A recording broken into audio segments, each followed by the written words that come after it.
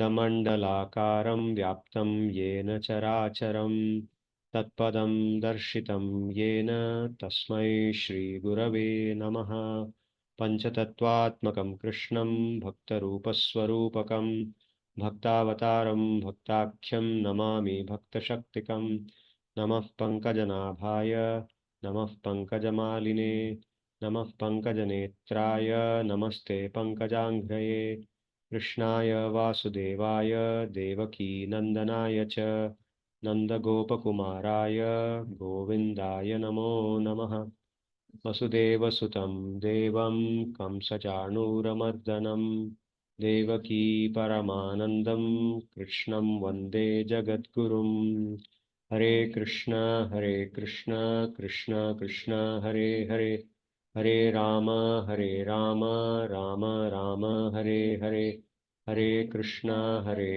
Krishna Krishna Hare Hare Hare Rama Rama Rama Hare Hare Hare Krishna Krishna Krishna Hare Hare Hare Rama Rama Rama Hare Hare Namasarvebhyo Sarvesham Krite Swagatam. 12th chapter. We began 2 sessions back. This is our 3rd session in the 12th chapter. We have looked at now 12 shlokas. So the 12th chapter begins with Arjuna asking Sri Krishna, because in the end of the 11th chapter, after showing him the Vishwarupam, Krishna had said to Arjuna that absorb yourself in my bhakti. Mat karma kritu mat paramo, mat bhaktaha sangavarjitaha, nirvairaha sarva bhuteshu, yassa mameti pandava. One who is fully devoted to me, engaged in my seva, he attains me. So this is how Sri Bhagavan concluded the 11th chapter of Bhagavad-Gita. So in the beginning of the 12th chapter, Arjuna asks a question. He says, you have spoken about 2 types of practitioners, spiritual practitioners or sadhakas. One of them is the bhakta that you just now spoke about. And the other person is the one who thinks about you as someone who is pure consciousness which does not decay. He does not think about you like the way the bhakta thinks about you. He does not think of the Supreme as a person with qualities, etc. But he thinks of the Supreme as something that is formless, which has pure consciousness, which does not decay, akshara and avyaya. So among these 2 practitioners, who has a better understanding of yoga? Please tell me. And then Sri Bhagavan replies from the 2nd shloka onwards. He says that the one who's devoted to me in my bhakti, he has a better understanding. However, the other person who thinks of me as formless, who is eternal, who is infinite, etc., that person also attains me eventually, but that person's path is more difficult than the path of my bhakta. Why is that so? That's because for those who are engaged in my bhakti, who perform bhakti yoga to me, I personally help them to come to me. Ye tu sarvani karmani mai sanyasya mat paraha. So those who are completely devoted to me give up all activities for my service, which means that all the activities they do are done in a manner that are pleasing to me. When he says give up all activities, it does not mean we stop doing our work. It means that the way we do our work is done in a manner that is pleasing to him, with that consciousness, with that mind, with that mentality.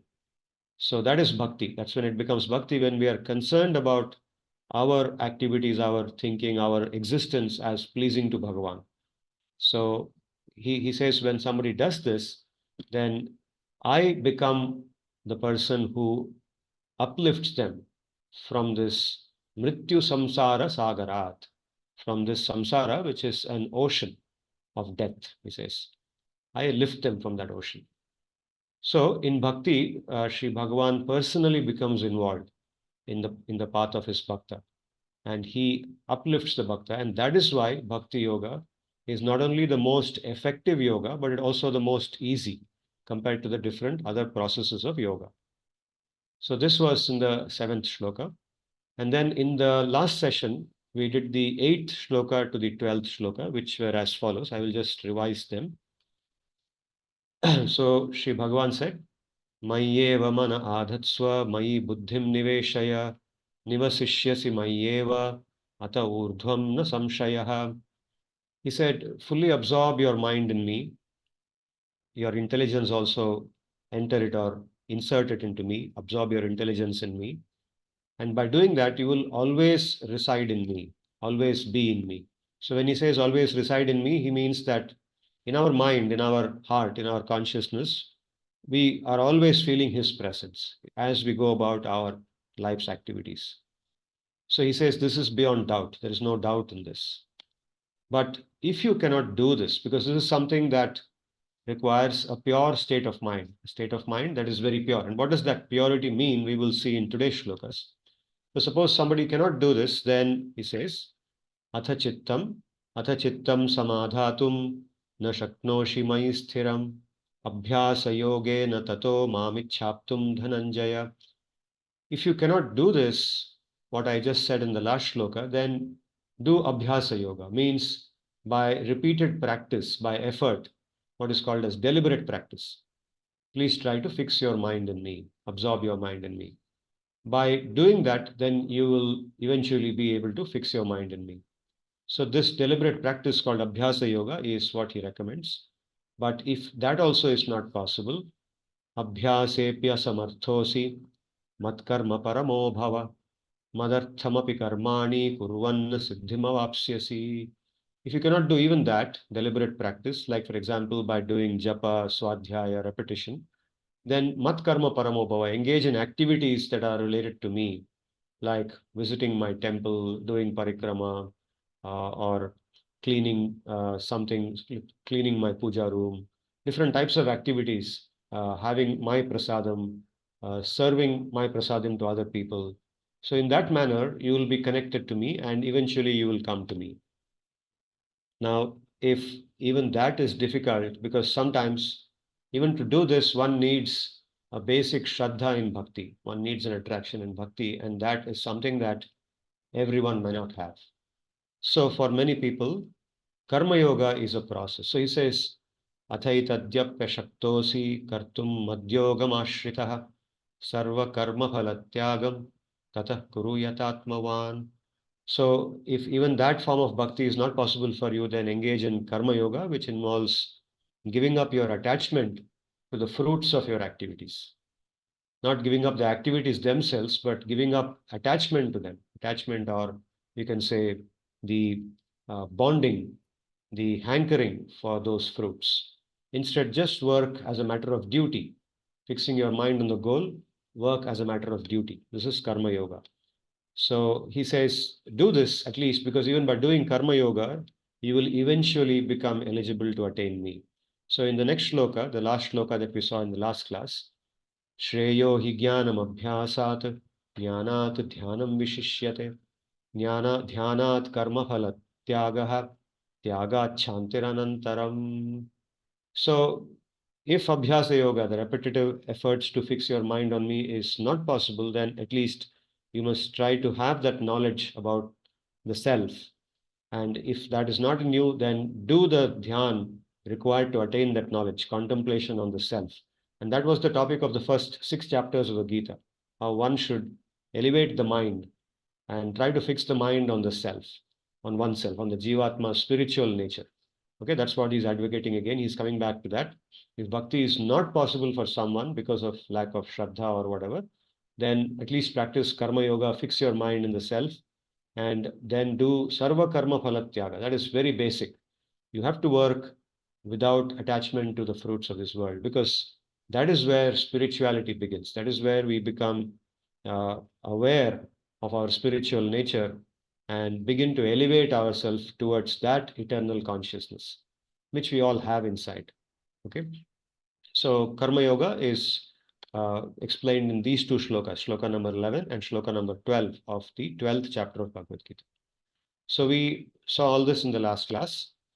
And then we listened to the story of Sri Haridas Thakur, the saint, the great saint who lived in Bengal and Odisha about 500 years back. So we narrated this story, and today we will continue a little bit more about him. So, like I said last time, Sri Haridas Thakur, he's known as Thakur not because he's born in the community called Thakur. So today, for example, in India, we have this community called as Thakurs. But here, the word Thakur is not used to refer to somebody of that community. It's not a surname of Haridasa. Thakur is a word used in Bengal for a saintly person and even for the deity of Bhagavan. The deity of Bhagavan is addressed as Thakurji. If you go to Vrindavan, for example, Krishna is not called as Krishna, he's called as Thakurji. Thakurji ko bhog chada diya, Thakurji ka prasad. People speak like that.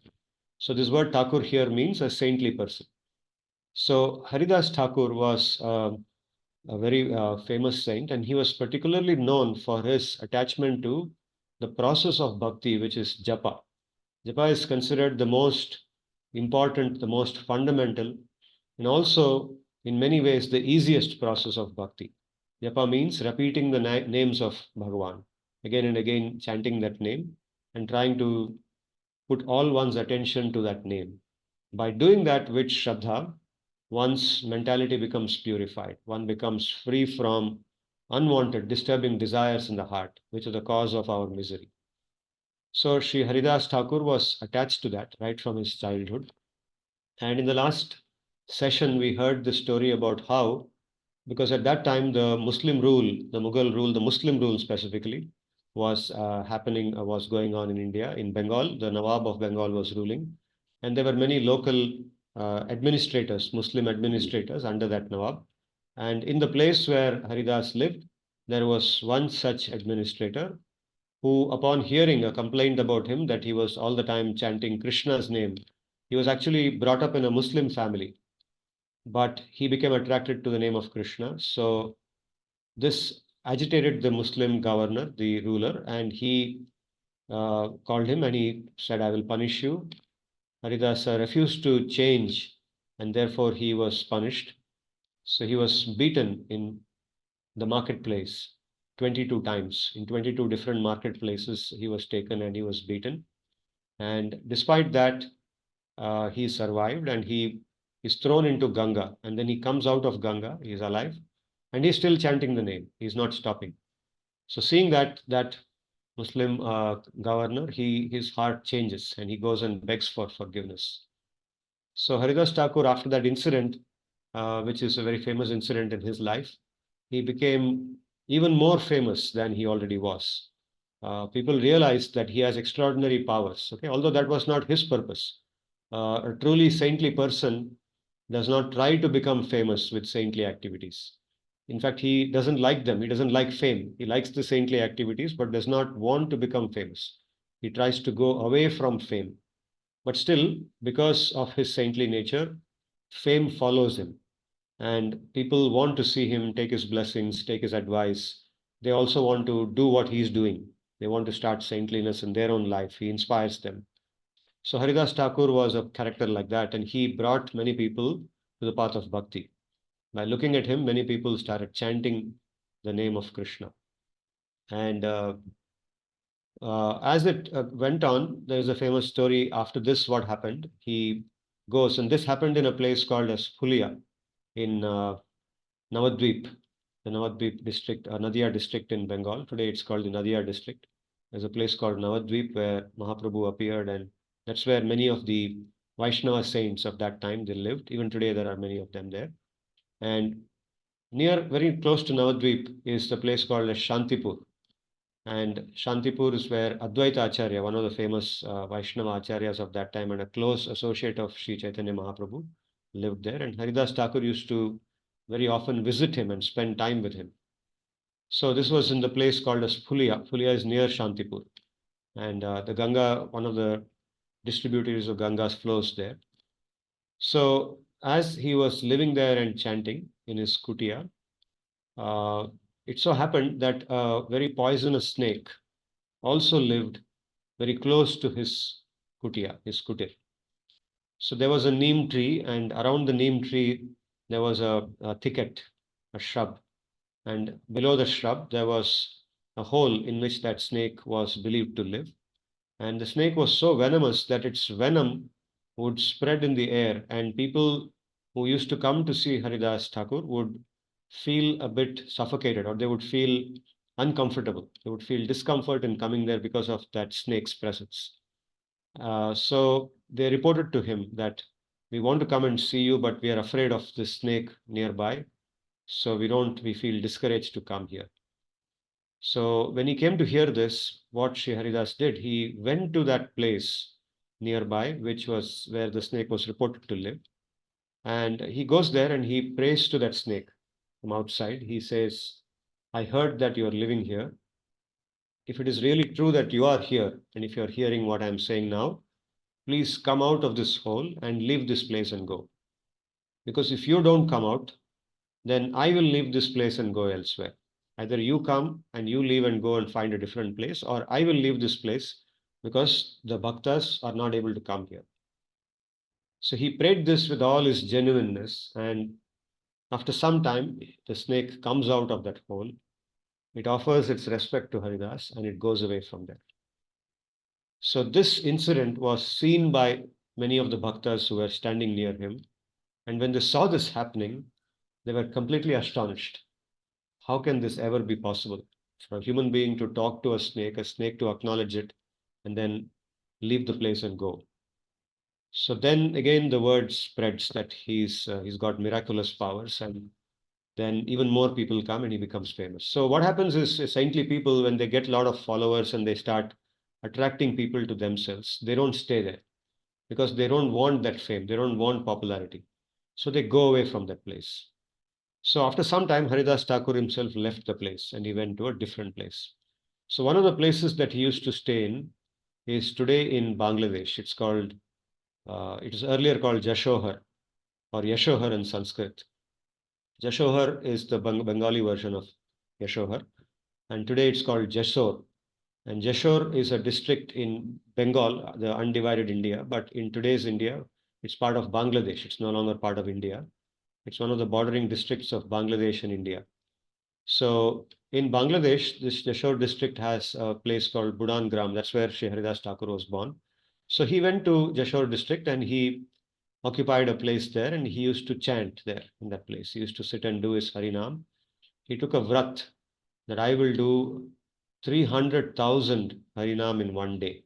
Okay, so when we chant the Hare Krishna mantra, like we chanted today, Hare Krishna, Krishna Krishna, Hare Hare. If you count how many words are there, each of them is one name of Krishna. Hare is Hari in Sambodhana. Okay, when you are calling out to Hari in Sambodhana, means you are calling out, then in Sanskrit it becomes Hare, oh Hare. Okay, similarly, Krishna becomes Krishna in Sambodhana. Krishna becomes Krishna. Similarly, Rama becomes Rama. Okay, so Hare Krishna, Hare Rama. So each of those words is a way of calling out to him. Okay, so Hari, Krishna, and Rama. Three names of Krishna, Hari, Krishna, Rama. And this is repeated 8 times in the first line, and again 8 times in the second line. So each time you chant that full Hare Krishna mantra, you are chanting this name 16 times. Each time you chant that Hare Krishna mantra, the name is chanted 16 times. So some people like him take a vow. This is an extreme situation. Very rarely this happens, but he was one such rare case where he took the vow that I will chant the name of Sri Hari 3 lakh times, 300,000 times in a day. Every day I will chant this 300,000 times. So each time you chant the Hare Krishna mantra, it is 16 times. So 300,000 divided by 16. That tells you how many times one must chant the Hare Krishna mantra to be able to meet that vow. Okay, and that number of times is so large that it takes about 22 hours in a day. Out of 24 hours, it takes 22 hours, 21 to 22 hours for anyone who is chanting it continuously to be able to complete 300,000. And so that is what he would do. He would sit there in his scooter and he would chant for 21, 22 hours in a day, non-stop. And in between, if he felt hungry, he would just take some leaf of the tulasi or a piece of butter or a little bit of water, have it, and continue to chant. So in a day, 21, 22, sometimes 23 hours he would chant, then take a small rest, and again start chanting for the next day. So which means practically day and night he used to go on doing this japa. He was fully absorbed in the japa, right? And so we can also imagine how if somebody is doing japa like that, then they must be really, really feeling the bliss of doing it. Otherwise, they cannot do it, right? If it is not blissful to do it, then one will not be able to sustain it, right? One will not be able to punish oneself and do it. One has to really, really like doing it. If one really likes it so much, then they'll be able to do it. So we can imagine how much he would like it. And by looking at him or knowing that he is doing that, and by seeing that, one also develops a taste. One wants to develop the same taste in doing that chanting. So he would do that.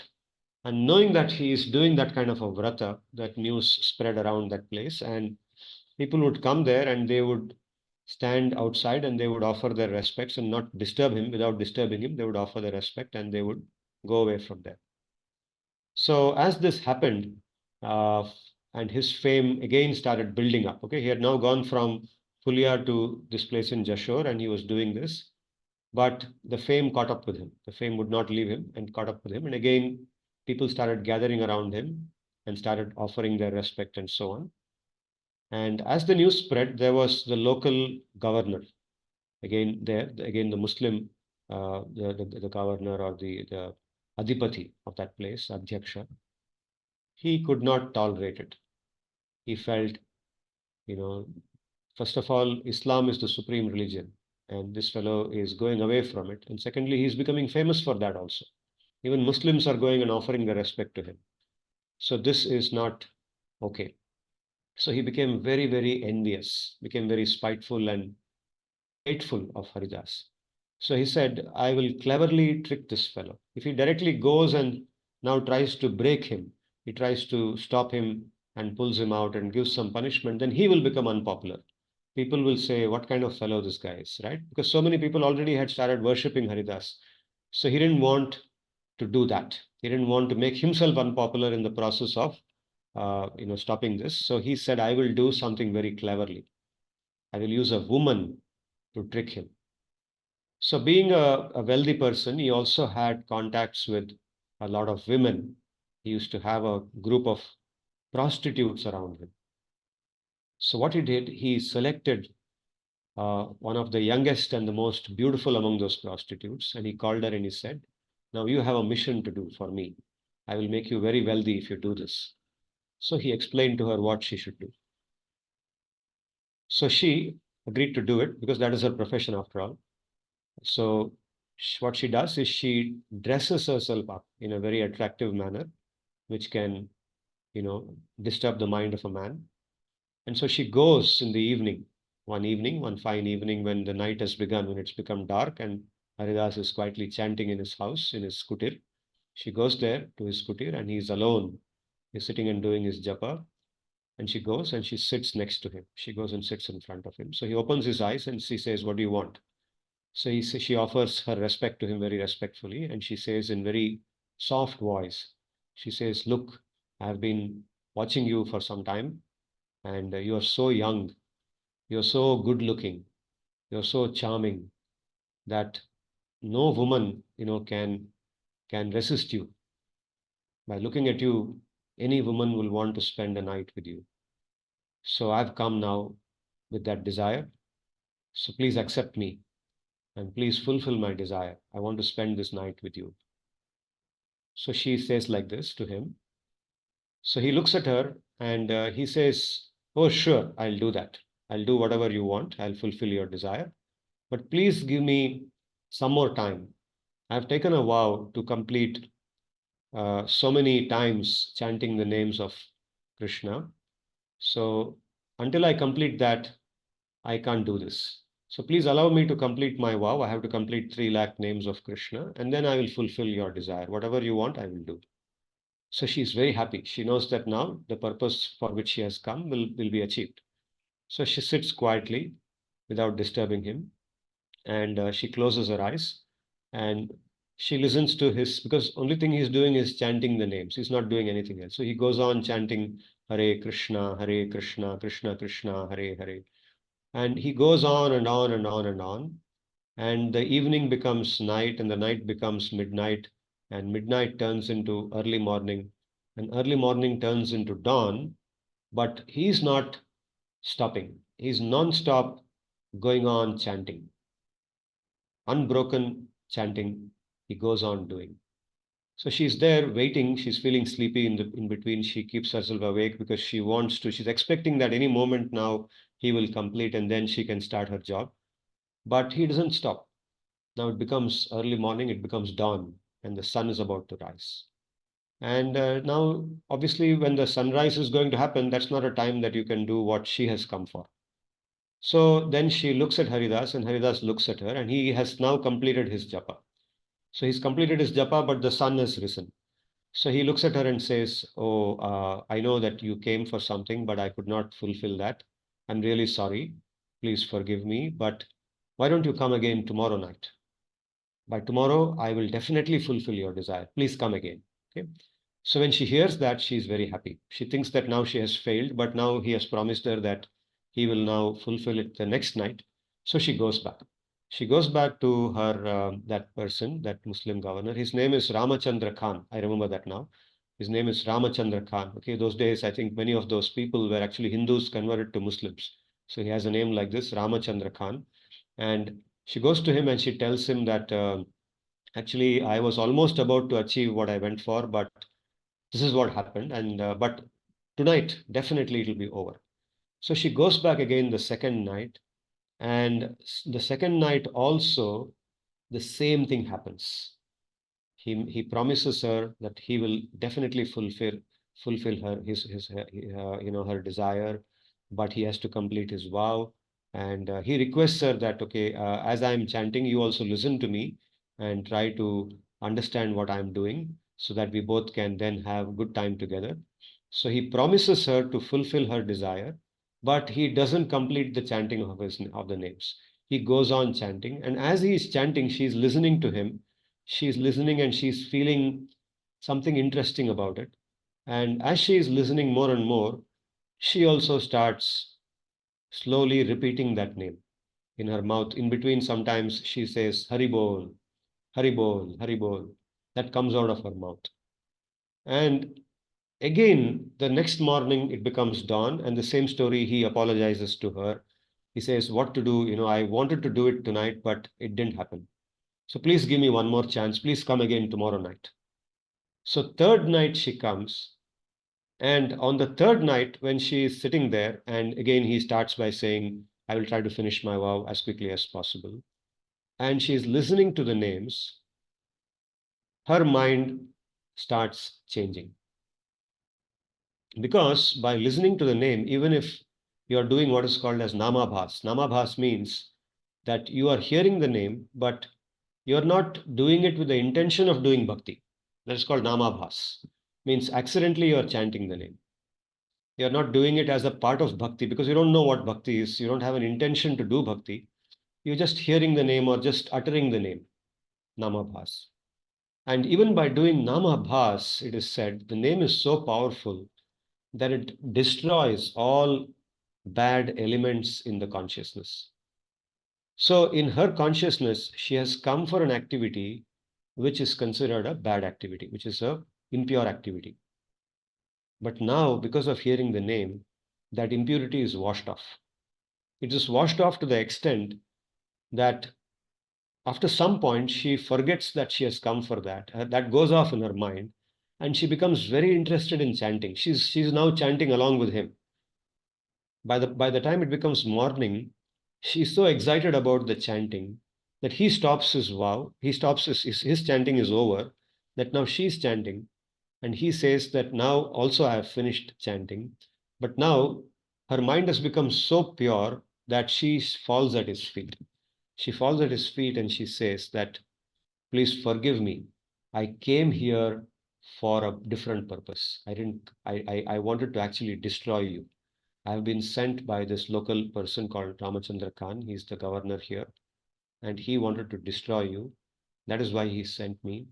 And I had a very wicked intention, but please forgive me. I know that you are very genuine. I don't want to I just can't imagine that I did this to you. Please forgive me. So he replies, he looks at her and he replies, he says, the very first day when you came here and you sat in front of me, I knew why you have come. I would have left this place. The moment you came there and sat in front of me, I would have left and gone elsewhere. But I did not leave and go. Why didn't I leave and go? Because I wanted to purify you. And I knew that by hearing the names, if you sat here and heard the names, you would get purified. And that is what has happened. So she asks for his forgiveness. And he replies to her, he says, okay, now do whatever I tell you. Yes, what is it? Please go back to your house and all that you have with you, all your possessions that you have accumulated by doing your profession, please give them away to the Brahmanas here, the saintly people. All the saintly people, give them dan. Whatever you accumulated, give them dan, and then come back here. And after coming back here, sit here in front of this tulasi and start chanting, start doing japa, like the way you saw me doing. I will go away from here, but I want you to live here and do japa. So she follows that instruction. She goes, she gives away everything that she has, comes back there, and she starts doing japa. And Haridas immediately leaves the place and he goes elsewhere because he is, after all, a person who is wandering. He doesn't stay in one place permanently. He stays in a place for some time, does his saintly activities, and goes to a different place. So he just leaves the place and goes elsewhere. Nobody knows where he has gone. But she lives there now. She becomes, because now Haridas is her guru, right? He has now given her Diksha practically by making her chant those names. So she just keeps him in his mind as her guru and she just goes on chanting. She just does japa like the way he was doing endlessly. And by doing japa very quickly, she gets that prema, that Shuddha prema, because of the blessings of Sri Haridas. And eventually, she becomes famous as a saint. People come there. And by then, what has happened is she has shaved her head. She's wearing just white clothes. She's not wearing the dresses that she used to wear earlier, those dresses that made her look physically attractive. She's now shaved her head completely. She has covered her head and she's covered her body with a white dress. And she sits there in front of the tulasi. She is fasting all the day long. She eats a few leaves every day to sustain herself. And she does this. And she becomes very, very famous in that place. She becomes, Haridas Thakur has vanished from there. Nobody knows where he has gone. But she becomes a saint. And all the saints in that district, they come to her, they worship her. She becomes known as a saint. Okay? So this story is very, very famous in Bengal even today. It's narrated by people. It's told to children. And Haridas Thakur is known for such kind of activities in his life. So he goes away from there, and later on he performs many other activities in Puri and so on, which I will narrate in a future class. So this is the effect of bhakti. Bhakti is simple to perform but very powerful. But bhakti is not just about chanting externally. It's not just about an external activity like many people think that when the word bhakti is spoken about or somebody says usko bahut bhakti hai, what do they mean? They mean that his activities are like sitting in a temple and chanting or doing singing songs or doing kirtan and dancing or shedding tears, sitting in Bhagavad Katha and shedding tears and talking about this and that. No, that is not the essence of bhakti. That's the external behavior, the external activity. Bhakti actually resides inside. It is something about the inner being of the person. Okay, because the process of yoga itself, any form of yoga, karma yoga, dhyana yoga, jnana yoga, yoga is connecting with Bhagavan. And where does that connection happen? It is not outside, it is inside. Bhagavan resides inside us. So bhakti is about an internal transformation. It's a complete inner transformation of the being. So bhakti involves developing the qualities of a bhakta which make the person attractive to Bhagavan, which make Bhagavan think that so and so is so dear to me. I like him so much. So Bhagavan develops a liking for that person. So when Bhagavan develops a liking for us, then we know that we have bhakti.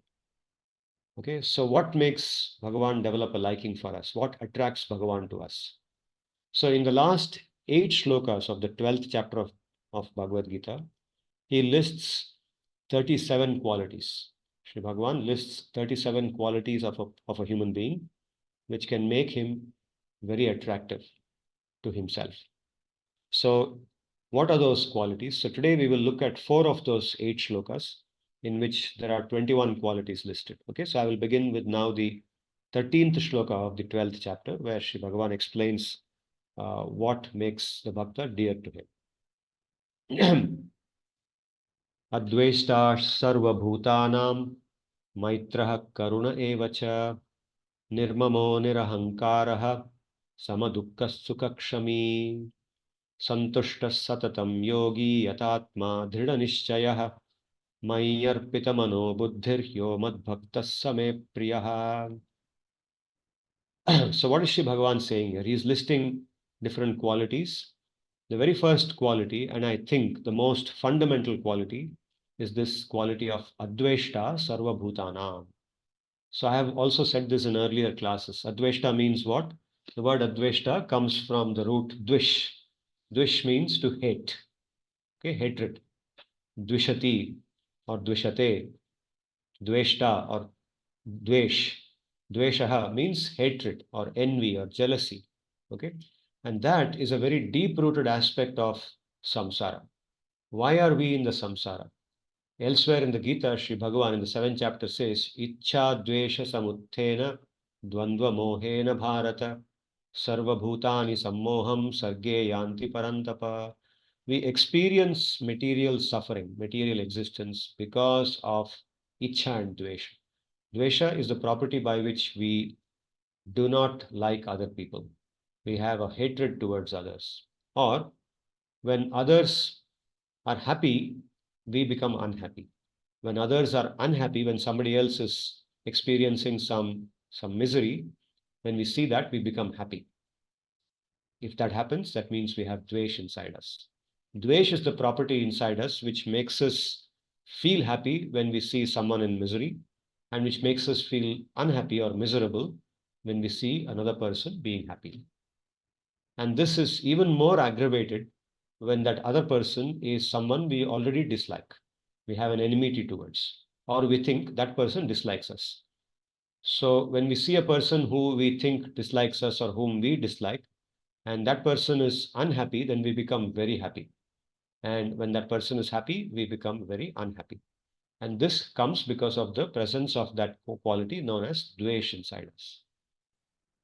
Okay, now to become a bhakta, the most fundamental requirement is this: to become adveshta, to become free from that dvesh, remove that dvesh from us. So if we are doing, for example, an activity like japa of Bhagavan's names, then the very first thing that we should keep in mind is by doing japa, we should get rid of that dvesh inside us. The dvesh is present in all of us by our swabhav. We are born with it. It's been with us for countless lifetimes in the past. It's not something we learned in this lifetime. It's there inside us for a very long time. So by doing japa, that dvesh has to go away.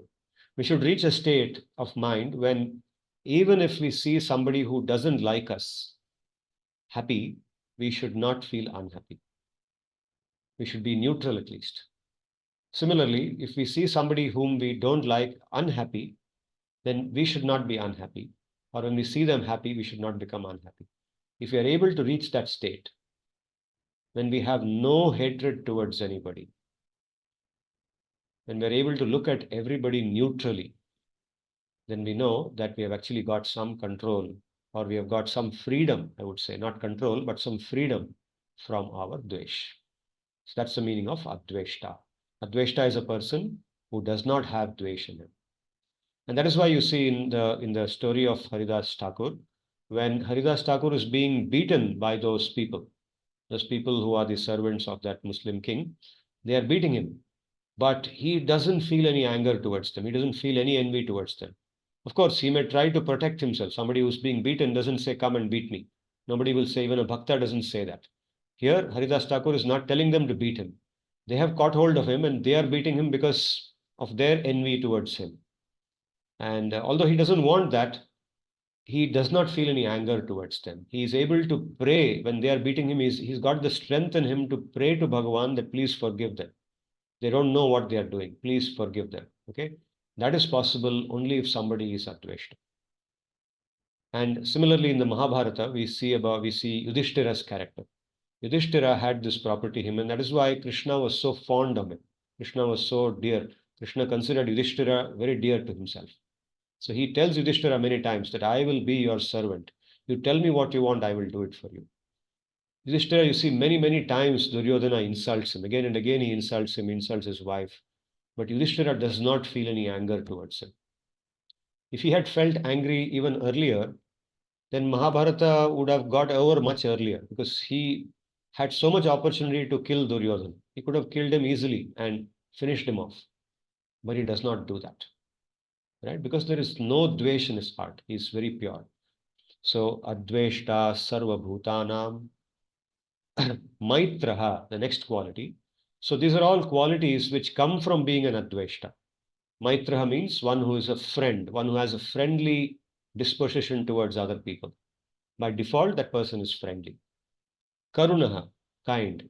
By default, that person is kind towards others. Nirmamaha means not possessive, mamata. So here, mamata means possessiveness. Mama means myself, mine. And nirmamaha means one who does not have a sense of possessiveness. Possessiveness means what? Possessiveness means that the feeling that this belongs to me, that belongs to me. This is my house. This is my property. This is my course. I'm teaching this course. Nobody else has a right to teach my course. Okay, professors tend to develop this kind of mamatva, this kind of ego, that this is mine. I won't let it go. If somebody else comes nearby who can possibly teach the course, they develop a hatred towards that person because they feel that person is threatening their life. Okay, so this is something that you should not develop when you become an academic in future. Nirmama. Similarly, towards one's wife, one's son. Okay, a lot of our source of anger, when we feel angry towards our family members sometimes. And one source of anger is this because of possessiveness. We become possessive over them. We want them to do what we want. Okay, they belong to us. You are my property. You are my property, so you should act like the way I think you should act. You should not do something else. Okay, if I think in earlier times in India, even today it's there, I'm sure, that if the father decides that the son should become an engineer, then the son should become an engineer. The father decides the son should become something else, the son should become that thing. Otherwise, the father will be extremely angry. You get out of my house. You are not my son. Okay, this is possessiveness. Nirahankaraha, free from false sense of self. Ahankara means a false sense of oneself, a false self-conception, or a false sense of ego. Nirahankaraha, samadukka sukha. Samadukka sukha means one who is able to keep one's mind equal in both a bad situation and a good situation. One is able to keep calm. So if there is a very miserable situation of crisis, then one doesn't get disturbed. One is able to keep one's control. When I say one doesn't get disturbed, it doesn't mean one becomes unconcerned. One is concerned, but one handles that concern without disturbance. Is able to keep their mind cool and handle it in a cool manner. Okay. Similarly, when a situation of happiness comes, let's say the situation, let's say once one has got a lot of money suddenly. Okay. It's normally what would people do? They would go out of control, right? They would go and celebrate. Oh, I got a promotion. Now my salary is going to increase by 25%. I'm going to become this, I'm going to become that, I'll become popular. They'll give a big party and they'll go on a big holiday, they'll take a cruise. So you lose control. Okay, when a happy thing happens, people lose control. They go and indulge themselves, they celebrate, they want to show to the whole world. Okay, so no, a person who is in this thing, he's happy inside. Okay, he's feeling good. Yes, I got a promotion, I've been working hard. Promotion has come and now I'm getting more money. I'll use the money for the same good things that I've been doing in the past. But he doesn't make a show of that. He doesn't lose his control. Okay, he remains in control, keep his head cool, and goes back to work. Again, the same, like he was doing all the time. Okay, so sama dukkha sukha, shami.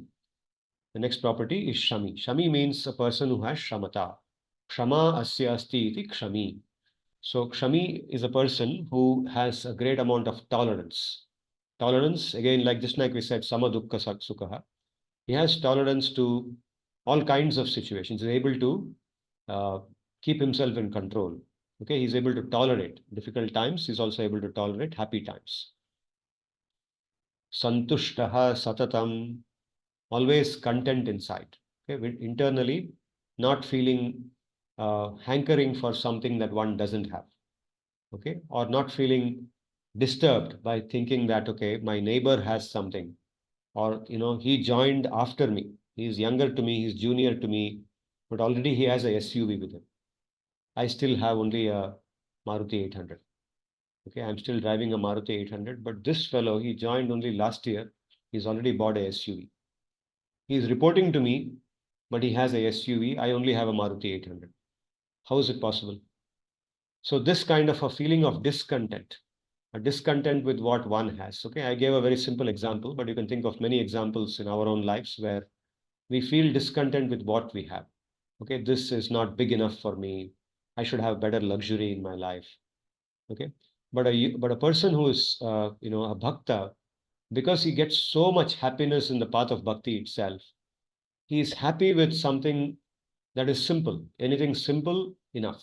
A simple mattress is enough if it serves the purpose of giving him good sleep. Okay, he doesn't need a luxurious, king size bed. If a fan is able to take care of his requirement, he doesn't need an AC. Okay, or if the temperature is good enough, he doesn't need a fan also. He'll sleep without a fan. So whatever it is, minimal required.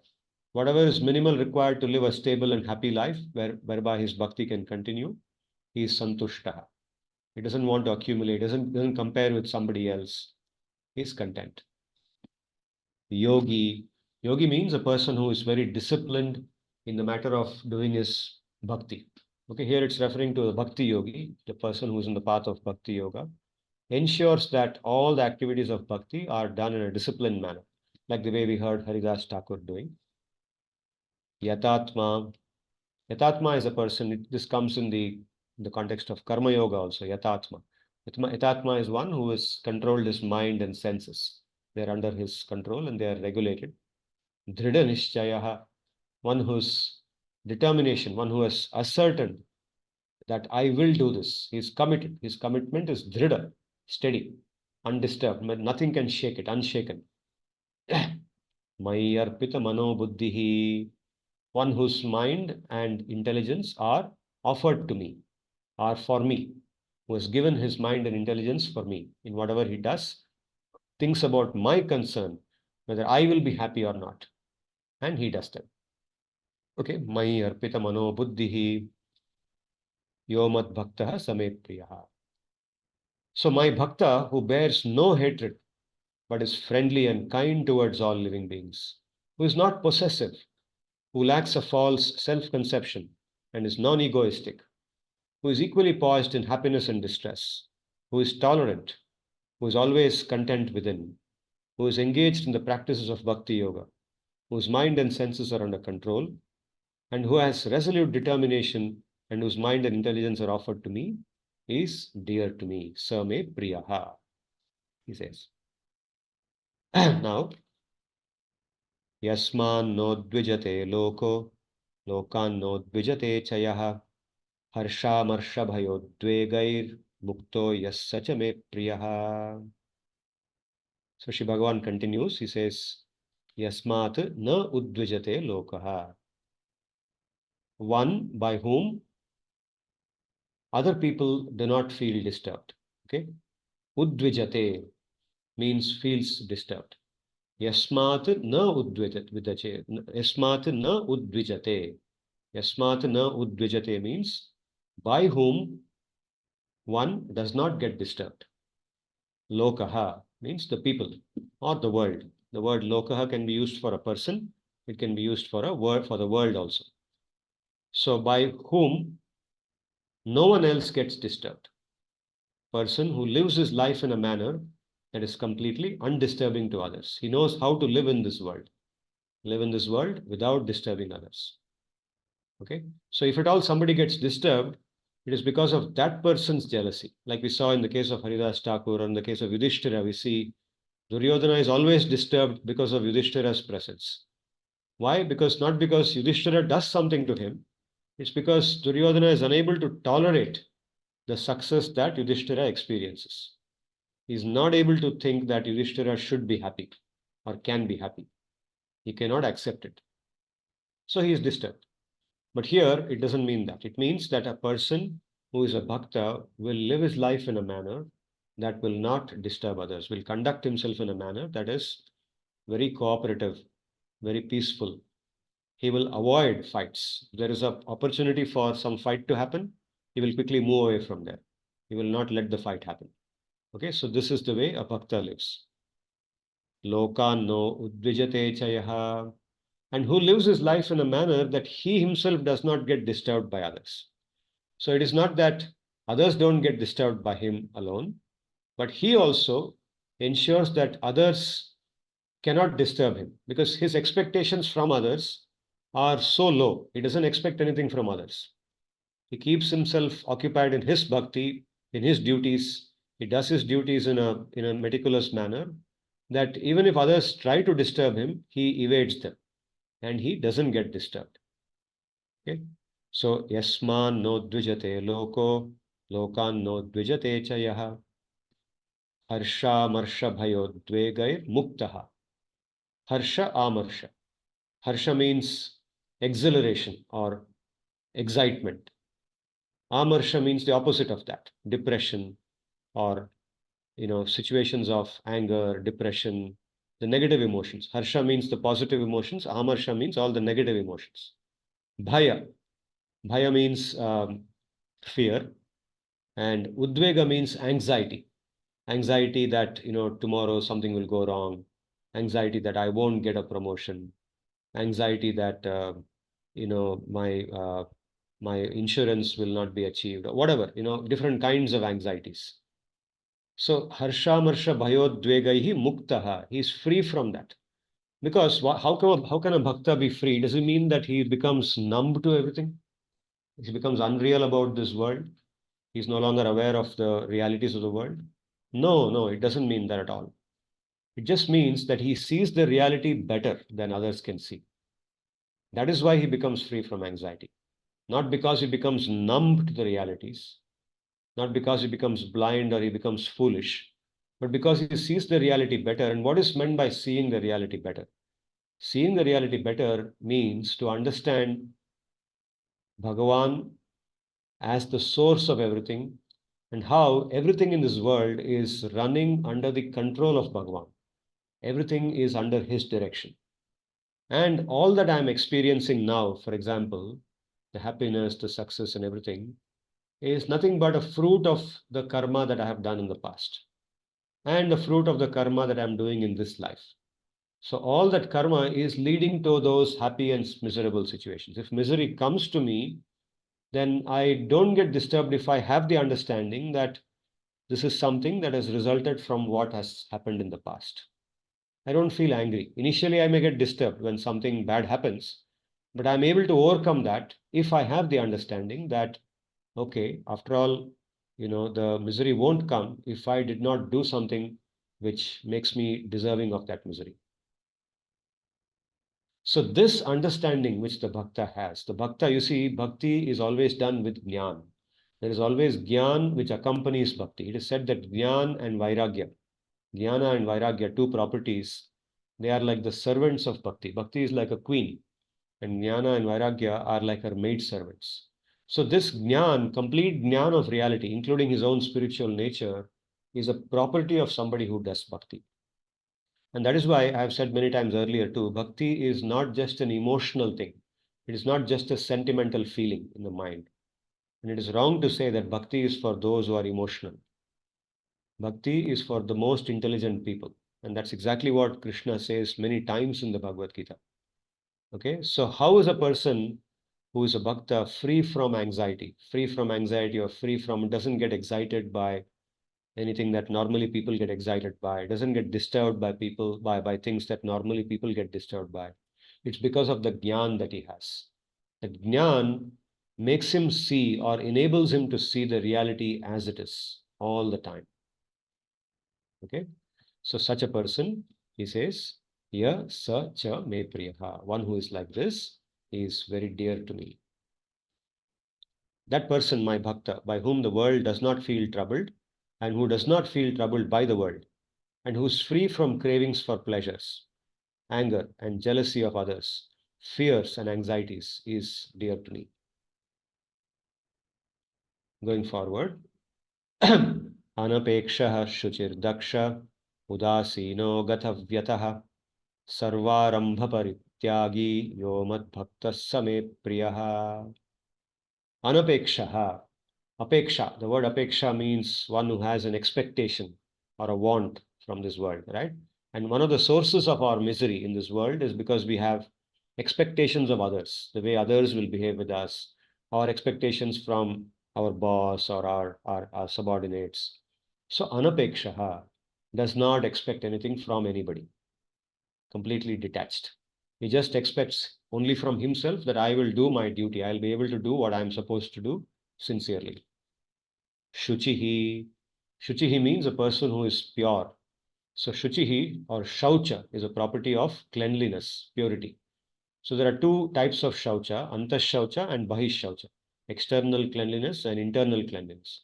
External cleanliness or Bahishaucha refers to keeping the body, our body, clean externally by taking bath and keeping the, wearing clean clothes all the time. And, uh, you know, internally, the body also, the organs, eating healthy food, keeping the bowels clean, not having food which will, make us feel heavy or make us feel sleepy, having food which is clean, pure, etc. That is called Bahishauchaha, bodily cleanliness. Antashauchaha, internal cleanliness, refers to keeping the mind clean, keeping our desires clean, keeping the heart clean, okay, having a clean mentality. There's no sense of revenge. Okay, very often, when somebody does something wrong to us, we want to take revenge. We want to show them who we are, right? So that freedom from revenge is a part of antashaucha, internal cleanliness. And we should pray as we do bhakti. One of our constant prayers should be to be able to become free from that.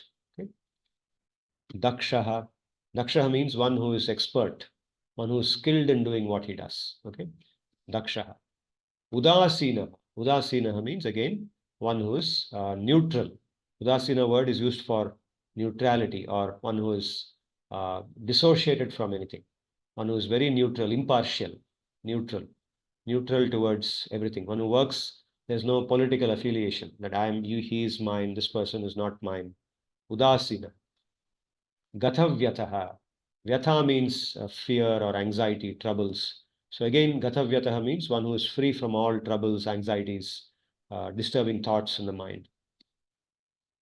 Sarvarambha Parityagi.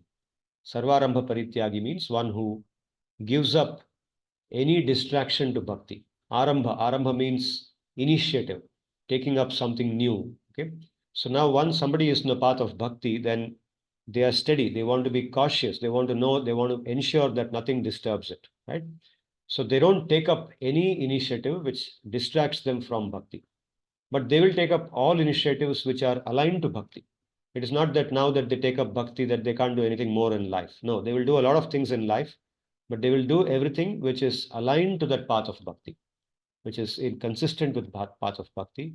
So here, arambha parityagi. Parityag of what? Parityag of those things which are distractions, which are disturbances, not those things which are favorable or aligned to bhakti. Those things they will do, but things which are disturbing to bhakti, they will not do. Okay. Sarvarambha parityagi yomad bhaktas same priyaha. So a bhakta who is having these qualities is very dear to me, is dear to me. My bhakta who lacks the eagerness for material enjoyment, is pure and clean, is an expert in his work, is unattached to worldly things, is free from mundane anxieties, and who does not undertake any activity distracting to bhakti, is dear to me. Sri Bhagavan says. So in this way, today we have seen 4 shlokas in which Sri Bhagavan is explaining the qualities of a bhakta that make the bhakta very dear to him. Okay, and this is how bhakti progresses. Bhakti progresses by doing things internally. It's more about internal work than about external work. We see external work in bhaktas, we see their bhakti externally, but that is not real bhakti. Bhakti is internal. And a lot of work is done by the bhakta internally, quietly, alone, when nobody is looking, when nobody is watching, unknown to everybody else. And that is where bhakti progresses, and that is where the transformation happens. And it's only through that that one experiences the sweetness of bhakti, and that connection with Bhagavan and to one's guru. One experiences when one works on that internal transformation. So I've spoken about bhakti, and there are 4 more shlokas in the next, in the remaining part of the 12th chapter, and they will list more qualities. Today we have covered 21 different qualities, and in the next class I will cover 16 more qualities in the remaining 4 shlokas. So for today I will stop with this. I have spoken for a long time, and if you have any questions or any comments, I will be happy to hear them. Sir, could you please explain the meaning of udasin once again, which is there in the last show that we just discussed? Yeah, Richa. So udasina means, by the literal meaning of udasina, it also comes in karma yoga, but there it means something slightly different. Udasina means one who is neutral. By default, the meaning of the word udasina is neutral, one who has no bias towards anything. Okay, because normally in this world we live with biases. For example, we will gravitate towards people who praise us. Somebody who speaks good about us, we will try to bond with them. And if somebody has been critical of us, somebody says that we are not doing our work in the best possible way, or somebody points out a mistake in us, then we will want to avoid them, or we will speak negatively about them, and we may put people against them. Okay, we develop biases like that. But udasina is a person who doesn't keep that mentality. In the path of bhakti, this udasinatvam is very important. Being neutral, by which one does not take any sides. One does their duty, and in the course of duty, if one has to take an action against somebody who has been favorable to oneself. Suppose there's someone who praises me all the time, but a situation comes where I have to take an action against that person, then I will do it because it's a part of my duty. And doing our duty in a duty conscious manner is a part of bhakti. It's very much a part of bhakti. Just because that person spoke good things about me, I will, try to brush that aside. No, that will not happen. Similarly, if somebody has been critical of me, but they do a good thing, then as a part of my duty, if I have to appreciate that, then I will appreciate it. Even if that person is critical of me, that's okay. So this is called being udasina, and being neutral, unbiased. This is one way to understand this word, udasi. Understood. Yes, Professor Ayatakshi, you had something to ask? Yes, thank you, Professor Ajit. It's again another wonderful session, and how I see it is that the sessions that are being taught it's being broken into practical wisdom, where we can kind of apply it in our day-to-day life. So, based on that, I have a question here that when you talk about this sama, okay, and being neutral, I mean, although we cannot transliterate it directly from the Sanskrit to the English. However, I am kind of finding it a bit challenging to understand how can someone be sama at the state of sama and not be indifferent, or not being indifferent to a object or a person at a given situation. When you say indifferent, you mean unconcerned?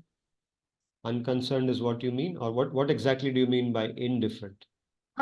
Yes, unconcerned, because whenever you are associating yourself with a person or with a situation, how can you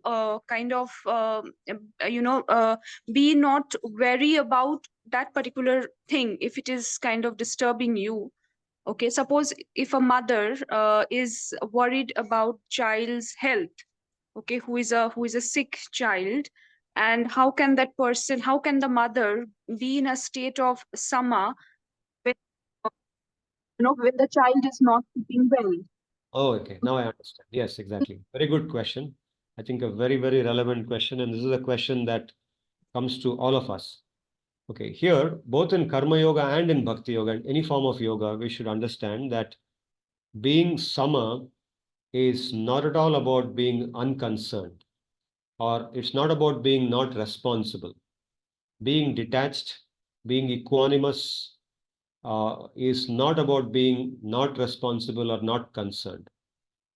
It is about being very responsible, very concerned, but doing it with detachment means doing it in a manner by which one doesn't become disturbed. In one's mind, one understands that there is a larger reality in which this is happening. Whatever outcome will eventually happen, for example, my child is sick. You give the example of the mother with a sick child. The child is very sick and the child needs treatment and needs to be handled in a particular manner. And the mother will do her duty towards the child in the best possible manner, like any mother should do. But she knows in her mind that there is a larger reality in which this is happening. I am not the controller. It is not in my control what will happen. She is very conscious of that. So with that gyan, that is why I said there is gyan involved in it. There is knowledge involved in this, the knowledge of the surrounding reality. And with that knowledge, when one acts, one knows that eventually what is going to happen. The child will recover immediately, or the child will take a long time to recover, or in the extreme case, the child may not recover at all. It may just pass away. Whatever happens, that is Bhagavan's will. But I will do, as a mother, I will do my best. So knowing this at the back of her mind, that mother who is a yogi, if that mother is in the state of yoga, then she will manage to keep the disturbance under control. Any other person, normally a father or a mother or anybody else, would be very disturbed, right? Any one of us would be very disturbed. But a person who's a yogi will not be disturbed, will be very responsible, very concerned, very dutiful, but do it without disturbance because they know the larger reality in which it's happening. So does this address your question?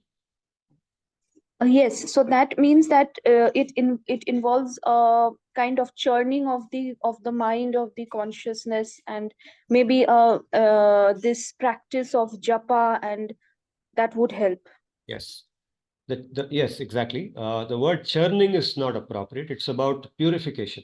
Means you have we consciously remove the disturbing desires. See, why are we not able to become conscious of Bhagavan and his presence in this reality? It's because of our own misconceptions inside us.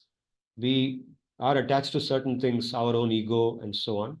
So by doing japa, etc., we consciously work on that. We work on removing those misconceptions. So there's a purification process. Just like gold is extracted from all the ore. So when you mine for gold, you only see mud. You don't see the gold at all. But eventually by purification, the gold comes out. The ore is gone. So in exactly the same manner, the gold inside us, which actually each of us is gold. So we bring out ourself, our golden self. And when that comes out, then we reach that stage of yoga. Thank you so much, sir. Thank you. Yeah. So I have a follow-up question to that. Yes. So when we speak about Nam Jap, Yeah. particularly, is it necessary to be conscious of what purification are we aiming at, or is it something which is like a resultant to Nam Jap? Is it super, like you just said, right? That purification comes to you when you do Nam Jap. But is it a conscious practice? As in, is it a conscious effort that we are trying to make? Or that is why we are doing the Nam Jap, or is it something that will anyway happen if we do the Nam Jap without realizing it, basically? Yeah, it's a mix of both. Nam Jap, when it is done sincerely, then it has its. So I will say there are two arrows going from Nam Jap to this. One is through the conscious, deliberate introspection. We do introspection. We look inside ourselves and say, I will consciously remove it. You pray to Bhagavan. As you do the Nam Jap, you pray to Bhagavan that please remove that ill feeling in my heart. For example, I gave the example of dvesh, and I'll give it again because it's so important. Let's say there is somebody in my life, okay, there is some person X who has been irritating me. And because of the irritation that he has been doing to me, I have developed a dislike for him and I wish ill for him. I'm looking forward to a situation where he will be embarrassed or he will have to leave the job and go, or something bad will happen to him. I'm looking forward to that. Now, if I'm doing bhakti sincerely, then as I do japa, then consciously, every time I do japa, I pray to Bhagavan that please, please remove that desire in my heart, by which I wish ill for that person. So I begin the japa with the prayer to Bhagavan that let good happen to them. First, think of the people that you don't like and wish them well and say, let good happen to that person. Even before it happens to me, let that person experience happiness. Okay, so it's not an external thing. So I may never go to that person and say, I like you or I want good things for you. I may never show that externally. Nobody knows about it. Nobody knows about what I'm thinking in my mind. But in my mind, I consciously introspect. The moment, every time I've experienced that ill will towards the person, I put the brake on myself and I say, no, I should not think like that. That's not allowed for me. I will not think like that. I will not allow that negative thought to come into my mind towards that person, however bad that person is to me. It doesn't matter. Okay, so this is conscious introspection. So by doing conscious introspection, we find that nama japa helps us. It accompanies our introspection and gives us more and more strength. It becomes easier and easier to do like that. And our mind becomes more and more calm and peaceful over time. But the indirect effect also is there. The second arrow is the indirect effect. In that, even without the introspection, if somebody is doing it, even then, there will be a purification. So both through this conscious, intentional introspection to remove the unwanted things, and through the unintentional effect of the name, one becomes purified and one attains that state.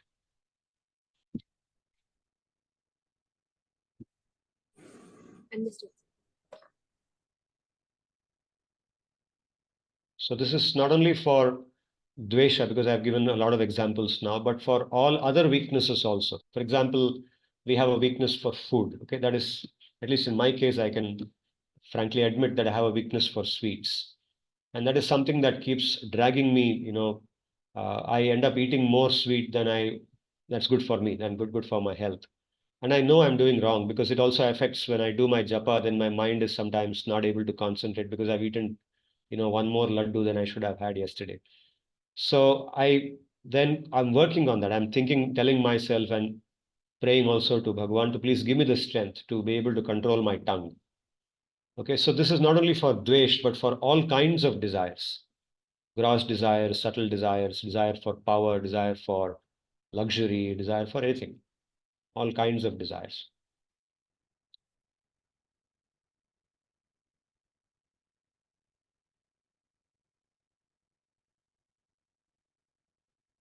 So by bhakti, we are actually introducing something into our life. It's not that we are actually depriving ourselves of something. That's one impression that sometimes people get and they become afraid of bhakti or any yoga, karma yoga also. But actually in yoga, you don't deprive yourself of anything. You add something to your life by which something unwanted in your life goes away, right? It's like somebody who wants to lose weight, okay? So when somebody wants to lose weight, I mean, they're losing something that is a good loss, right? So you want to get rid of unwanted weight on your body, and that's a good thing. So you don't feel sad that you have become thin. You feel happy actually. So that's exactly how yoga is. The weight of unwanted things in the heart, that weight goes away, and you become thin in that perspective. And you feel good that you brought that thing into your life. Ram sir, I had a question. Yes. Hello, am I audible? Yes, you're audible. Please, please. Yes, sir. Sir, so I had a question on the previous question, especially on the example that you had given about the mother and son. So she might, if the son gets ill, she might treat her, and she will definitely treat her, and she would look at it as her duty. But you also said, as a yogi, her mind would be undisturbed. Now, sir, I want to highlight another example and want to know from you what is the mentality of Sri Bhagavan. So, for example, in Ramayana, when Sri Lakshman is hurt by Indrajit, so in that case, we see Sri Ram, he is in a very morose mood. So he is weeping and crying, and what has happened to my younger brother? Now, what will I do now? I cannot live any longer. Similarly, when Sita Mata is kidnapped by Ravana, then Yes. also he also experiences that viraha. Yeah. Or if we take the example of Sri Krishna, so when he leaves for Mathura, so all the gopis, they again have that virah in their minds. Yes. So sir, how do we reconcile these two Yes. So things? even in concern, so even when the mother is concerned for her child, so she may, it's out of concern. It's not the same vyatha as somebody who doesn't have knowledge. You say it's out of concern, there is emotion. You are concerned when Ram's wife, Sita, mother Sita, has been taken away to Lanka. He doesn't know where she is, right, in that Leela. But he's now in the state of a person who is like a normal human being. And he's experiencing that feeling that where is she? And I'm concerned that nothing should happen to her. No harm should come to her. So even though one is detached, one may be detached in the heart. Detachment doesn't mean lack of concern. And the presence of concern is what reflects in the form of these external emotions where somebody is weeping. So even the mother with the sick child, even if she's a yogi, she will still, show emotion. Her emotion will come out because out of that concern, that emotion will come. But she's in control. She's not disturbed. She knows in the back of her mind, she knows that there is a reality, and according to that reality only, things will happen. Whatever the ultimate destination is, I have to accept it. She accepts it. Eventually, when whatever outcome happens, if a good outcome happens, she accepts it. If a bad outcome happens also, she accepts it and she goes on with life. She acknowledges that there is a higher power. You see? So emotions will be seen outside. It is not that if a bhakta's, let's say, a close relative, if a bhakta's wife or son or mother dies, then the bhakta will not feel sad or will not cry. The bhakta may also shed tears, but that is a natural reaction to what happened. It is not that the person is disturbed. The person also knows that now that thing had to happen, so it happened. That knowledge is also present. You follow? Yes, sir. Yes, sir. Sir, so another thing that you mentioned in the Leela itself, say the Ramayana, so there in the human form, Sri Ram was not aware of where Sita Mata is. Yeah. Okay, okay, In his okay. conscious mind, he was not, because it's a Leela. See, Yogamaya, when Yogamaya performs this seva to Bhagavan, okay, that's her seva to Bhagavan, that she brings him into Leela. And in that Leela, in his conscious mind, it's as if he doesn't know where she is. Although being Bhagavan, he has full knowledge of everything. It's his own Maya which is doing it. Hmm. But in the process of that Leela, his conscious mind does not experience that. So he's searching now. Okay, that is how he relishes that Leela, that viraha that he feels with the Sita Mata, that separation. That separation increases that love that he feels for her. Right? And so eventually it culminates when he finally sees her at the end of it. Right? So that love reaches its pinnacle. He's hankering, he wants to see her more and more. And she also is pining for him in the forest, in Lanka. So that actually, Sir, so yeah. Yeah, please. yeah, sorry, sir, please continue. Yeah, so I'm saying that in that Leela, in his conscious mind, he may not be thinking that, okay, I know, I'm just pretending, I know that she is now in Lanka because I'm God after all, and God knows everything, so I know everything. And I'm just doing a drama for the sake of my bhaktas, because bhaktas will then write Ramayana and they will enjoy it. No, it's not like that. In his conscious mind, he is not aware, right? At the same time, it is his yoga maya which is doing it to him for his seva. Yeah. Okay. Okay, thank you, sir. So if I have got this correctly, so even the wise ones, it is not that they will not show or exhibit any emotions, or not just exhibit, they will also experience the emotions, Yeah. but at the same time, they are also cognizant of the higher truth. Yeah, yeah. That is what makes the difference between them, that cognizance of the reality, that jnana. See, along with bhakti also there is jnana. In any process of yoga, there is jnana accompanying it at different stages, right? So the extent to which that jnana is developed in oneself, that will result in the show of emotion or behavior. Behavior ultimately is the result of what is inside, no? Our intention, right? And the intention comes from our inner realization, our knowledge or our cognitive makeup, right?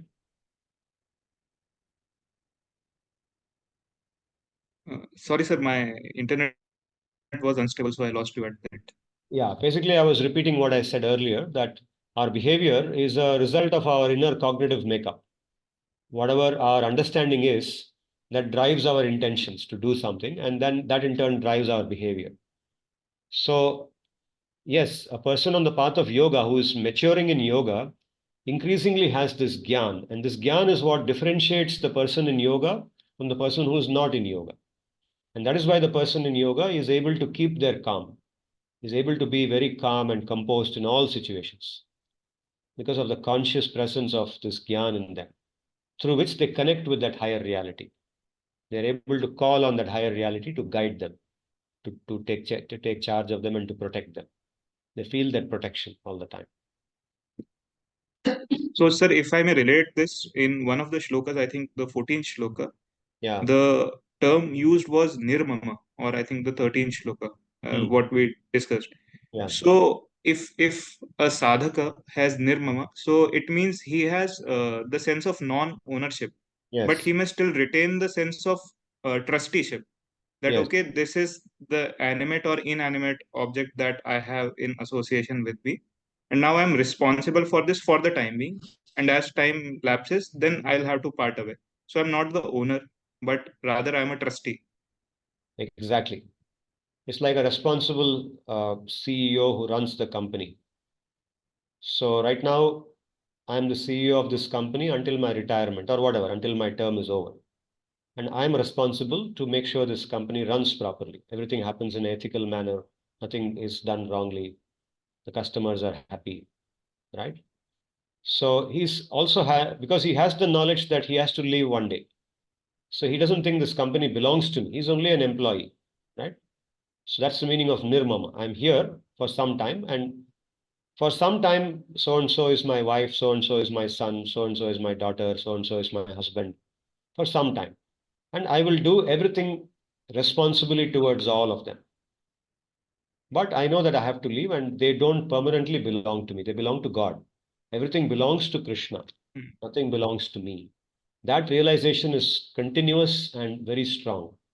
Because it is strong, the sense of responsibility also is more. Okay, some people think that if you think that everything belongs to God, then you will not do anything. No, if you really understand what is meant by everything belongs to God, then actually you become even more responsible because you feel obliged that now everything belongs to God and I have to be even more responsible than otherwise because I have to ensure that Bhagavan is happy with my work, the way I behave. You feel accountable to Bhagavan. Responsibility means accountability to Bhagavan. Follow? So, sir, this would again translate as, so for example, in any sad incident, any wise man would then feel bad emotionally that okay, this has happened, but would also accept at the same time as this is God's will.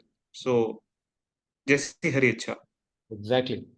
In fact, somebody like Yudhishthira in the end of the Mahabharata war, uh, you know, he has so much repentance that it all happened because of me. So he knows it's Bhagavad-Ichcha, but at the same time, he feels the repentance that I had to be, I had to do this, and I had to, because of me, the whole dynasty now is gone because I had to go and come back and claim my kingdom. See, that's the nature of the sense of responsibility. I'm just trying to highlight how there's absolutely no feeling. Detachment does not mean feeling I'm not responsible. Let whatever happens, let it happen. I don't care. Anyway, I'm not a part of this world. No, that thinking is not there at all. The feeling of full responsibility is there. Sir, a last quick question. In the same shloka, also the word nirahankara was also used. So, isn't ahankar required for the sense of responsibility or accountability? Why is nirahankar used? Nirahankar refers to the false sense of ego. Ahankar, Exactly. word ahankar is a false sense of ego, not the real ego. What is meant by false sense of ego? False sense of ego is that sense of identity that we have about ourselves without this gyan, agyan. In the presence of agyan, when the gyan is not there, okay, when there's gyan, when we think of ourselves as I am a great guy, I'm a big man, I want to become a bigger man, that kind of thinking. This belongs to me. This institute is my institute. I will run it my way. Who is that fellow? That kind of thinking. This company is mine. This house is mine. This colony is mine.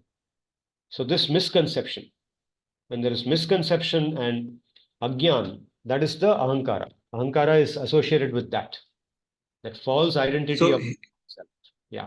So here we are not necessarily meaning association with this body and mind.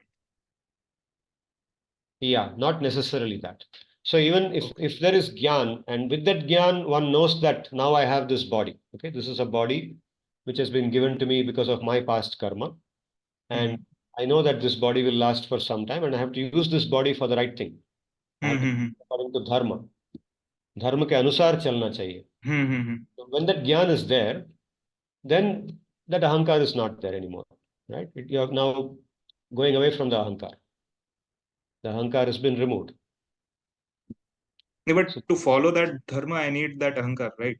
Because अगर मुझे धर्म करना है तो I would then associate myself with a body mind so that I am responsible and accountable.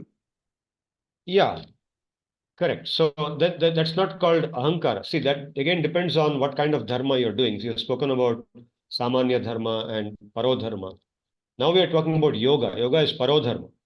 In samanya dharma, which is what the majority of people who are dharmic will do, I'm a brahmana, I'm a kshatriya. That sense of identity is there, and that's also a part of ahankar. Okay, to think that I am a brahmana, or I am a kshatriya, I am a vaishya, I am a shudra. That's also ahankar. But that is also dharmic ahankar. Means you're acting in accordance with dharma. That ahankar is okay.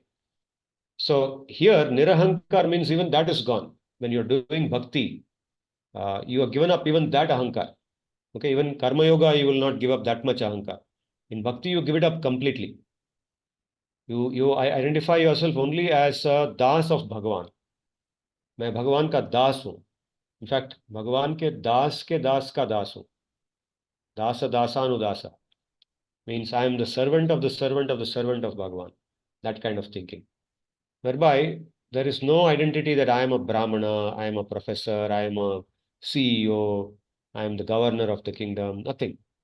None of those identities are there in the mind. Okay. So here we are retaining that identification.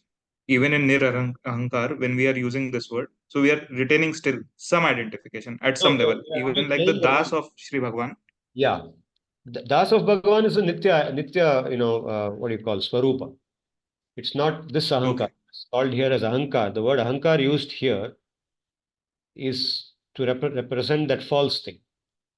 The correct thing, the nitya swarupa, which we get, is not called ahankar. That sense of identity is what we should have.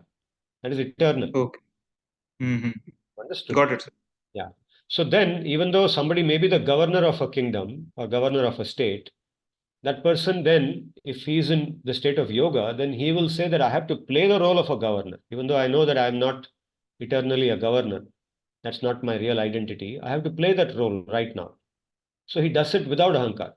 He plays the role of a governor without the ahankar. And therefore like he does. Raja Janak. Like Janaka, yes. Like Janak, yes. Or Yudhishthira or anybody.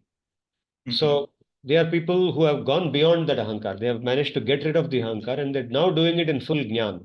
And because of that is why when they rule the kingdom is ruled perfectly. Everything happens perfectly. Everybody is happy with them. Right? And therefore, if we bring bhakti into our life and bring bhakti into the lives of the people around us, then our workplace also will become like that. Everything will happen in the way that should happen. Everybody will be happy and peaceful because they have this correct understanding now. So now you're able to see the practical value of this. Yes, yes, sir. Yes, sir. Thank you, sir.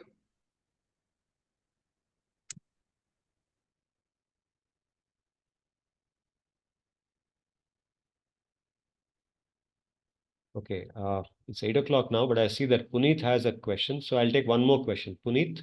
you have Right. raised- Sir, earlier we have learned that the Bhakti Yoga is supreme among Jnana Yoga and Karma Yoga, and we have also learned that when we follow the practice of Bhakti, Jnana Yoga follows. We get to enlighten the Jnana. Is it Yes. any relation between Karma Yoga and Bhakti Yoga, or the one who is practicing Bhakti has to do Karma separately, or it goes simultaneously?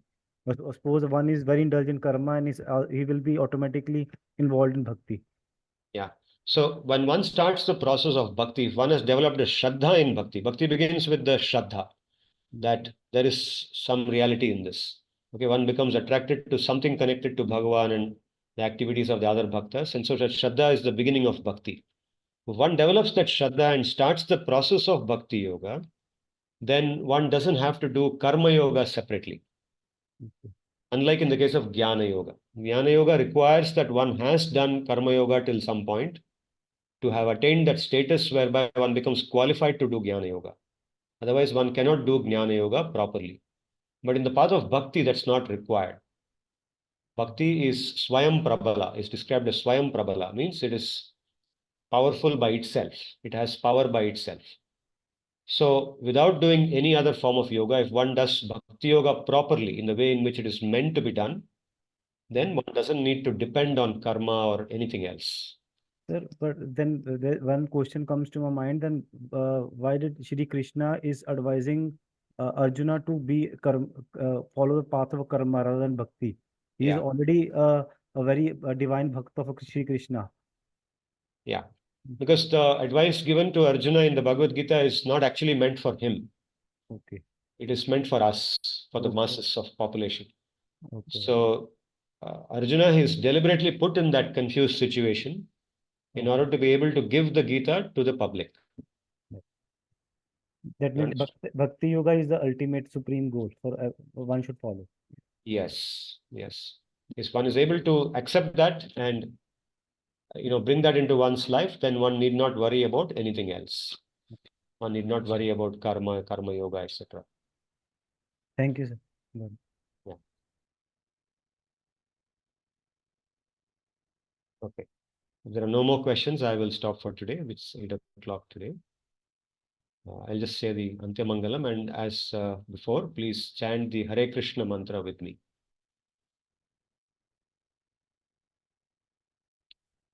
ॐ स्वस्ति प्रजाभ्यः परिपालयन्तां न्यायेन मार्गेण महिं महिषाः गोब्राह्मणेभ्यो शुभमस्तु नित्यं लोकाः समस्ताः सुखिनो भवन्तु हरे कृष्ण कृष्ण कृष्ण हरे हरे हरे राम राम राम हरे हरे हरे कृष्ण कृष्ण कृष्ण हरे हरे हरे राम राम राम हरे हरे हरे कृष्ण कृष्ण कृष्ण हरे हरे हरे राम राम राम हरे हरे सर्वेभ्यो नमः. Thank you.